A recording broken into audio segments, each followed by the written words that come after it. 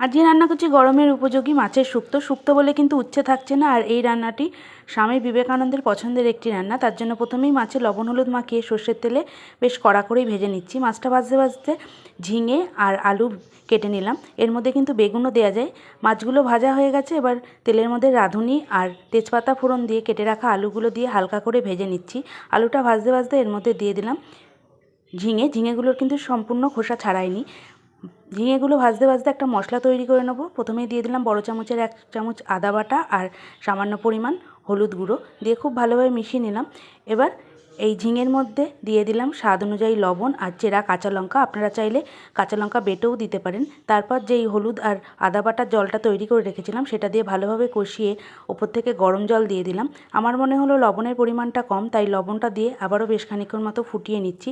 আলু ঝিঙে সিদ্ধ হয়ে গেছে, তারপর ভেজে রাখা মাছগুলো দিয়ে ফুটিয়ে নিলেই তৈরি হয়ে যাবে